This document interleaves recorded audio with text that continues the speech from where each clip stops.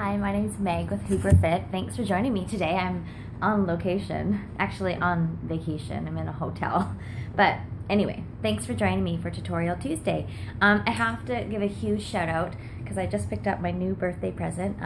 The fabulous Leslie from Serenity Hoops and New World Designs made this fabulous Poly Pro. She does such beautiful taping. This light actually doesn't even do it justice, although it still looks fabulous here. When you get it outside, it's incredible.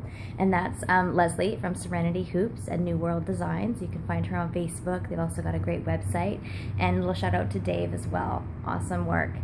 Okay, so today I've had a request to do some isolation tutorials. So I'm going to start us off with the two-handed isolation. Let me show you what that looks like today. Two-handed isolations.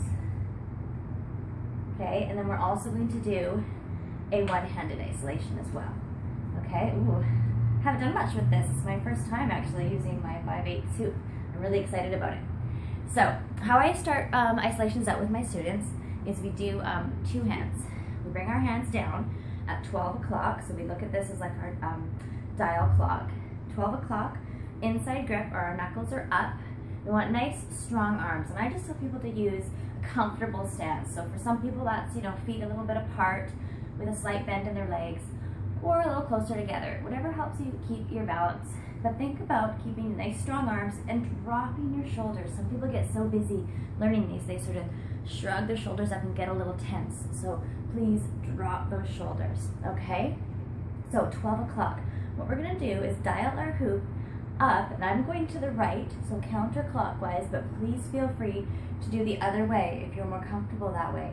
I'm stronger going this way, so I'm gonna go this way. Okay, so I'm gonna dial them up pretty much as far as I can go, and I try to get people to go past that 3 o'clock or 9 o'clock in the reverse, and go as far as they can to the 12 o'clock. Sorry, and I called this 12 earlier. I meant 6. It's a little early for me. I haven't had my coffee. So we're gonna dial it all the way up, almost 3/4, and then I get people to take their top hand away and replace it, the same grip, beside the other hand, okay? So when we're coming up, we're always removing our top hand, just taking it out and replacing it beside the other hand, okay? Of course, my arms will be a little straighter when I do this, beside the other hand, okay? We're not changing our grip. We're not crossing our hands. It's going right beside. So we're gonna be pinky to pinky here, okay? So I'll show you that again. So we're down at 6 o'clock, 3/4 up as best as you can with your mobility. Lift that top hand and replace it up here at 12 o'clock, okay? We're gonna continue the dial the same way on the return down. 3/4 if you can. We're going to remove our bottom hand now, okay, and replace it the same grip. This time it's thumb to thumb, okay, thumb to thumb on the bottom, okay? So when your hands are on the bottom, you're always thumb to thumb.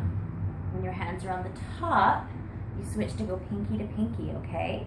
And when you're coming down, you're always taking your bottom hand, your down hand away. And when you're coming up, you're always taking your up hand away. So just a few things to remember. And with this, I was telling you guys to keep your arms straighter, but you can, bend them a little bit. Do whatever works. It really depends on your shoulder mobility and how tall you are, how large your hoop is, how heavy it is. When I first started learning these, I had a heavy 1-inch pecs. So it wasn't until I got to some lighter hoops where I found these a little easier to practice. It's a really good shoulder workout, especially with those heavier hoops. So please watch your wrists and your shoulders for fatigue. But here we go. Two-handed, all the way up 3/4, lift that top hand, replace it, and keep going down. And as you practice a little more, you can loosen those arms and make it a little more fluid. So the goal is to create this frame around your face, or your body, frame it nicely to create that illusion of it staying isolated in one spot, okay? So that's our two-handed. Let's go on to the one-handed. I start people with two hands, and then we sort of let a hand go. And what I'm gonna do is I'm gonna use my top hand, switch it here, and then let go. So what I'm doing is I'm basically doing the same thing, but I'm trying to go 3/4 around. It's gonna roll over the back of my hand. So I'll show you what it does. It rolls over the back. I create a cradle for it to go into. So you wanna open that thumb up like you're gonna do a handshake hoop, and then grab it. So all you're doing is from here to here. And then you want a nice strong grip so you can isolate it back down, okay? And as you practice this more, that top little backhand will get a little smoother. And depending on the size of hoop, like I said, it'll really change how it feels. This is actually the first time I've done it with this size of hoop. Maybe I should have practiced before I did a tutorial. But I just say go for it, whatever you do. Try your best, put a smile on, and do it anyway. Okay, so that's our one-handed. You might get a bit of like a whoosh going here, like a swing. We sort of want to avoid the hand hoop swing. But you know, when you're starting out, you might get a bit of a whoosh at that top, right? Like a little swing. A little swing. Sometimes if you're trying to move your hand too soon, it's not quite up to the top, you'll get more of that swing drop. So what I mean is if you move here, you get a big swing and then have to isolate it up. So try and go as far as you can up to the top and then do your little backhand. And once you get the hang of isolations, they're really fun to add in to all of your stuff, okay? I hope that helps. You got enough cues and pointers there with the grips and the arm motions. Please try it both ways.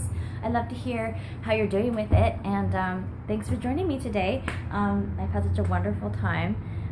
My name's Meg with HooperFit. Thank you.